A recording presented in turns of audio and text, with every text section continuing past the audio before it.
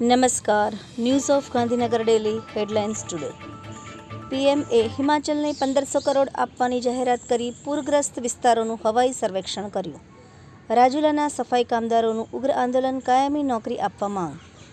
હું ધારું તો બેઇજ્જતી કરી શકું, પણ છૂટાછેડા બાદ પણ ચહલનું સન્માન કરતી હોવાનો ધનશ્રીનો દાવો.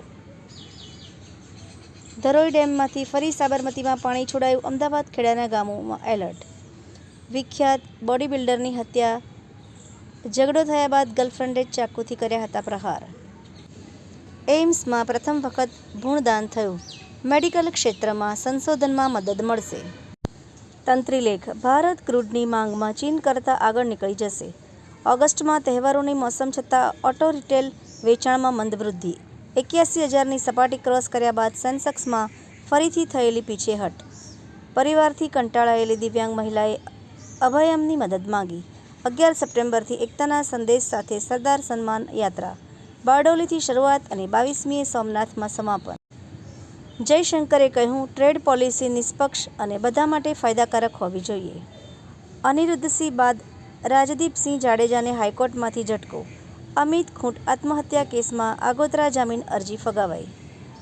મંગલ નવકાર મહેલ ફાઉન્ડેશન દ્વારા નિઃશુલ્ક આરોગ્ય કેમ્પ.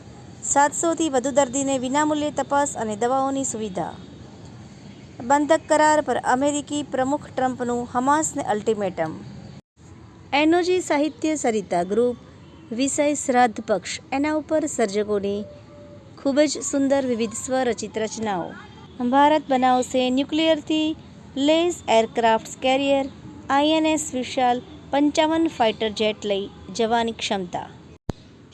રૂપેણ નદી બે કાંઠે વહેતા સ્થાનિકો અને ખેડૂતોમાં આનંદનો માહોલ.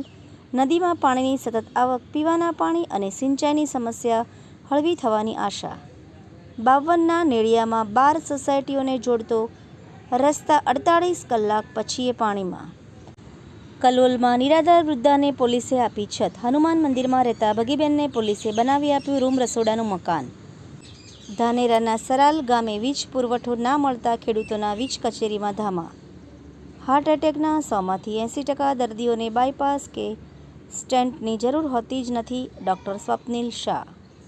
સુરતના રહેણાંક વિસ્તારમાં ગેરકાયદે બાંધકામ મુદ્દે કોંગ્રેસે મુખ્યમંત્રીને કરી ફરિયાદ. આભાર. મીનાક્ષી રાવલ, ગાંધીનગર. ન્યૂઝ ઓફ ગાંધીનગર દૈનિક જન ફરિયાદ ન્યૂઝ.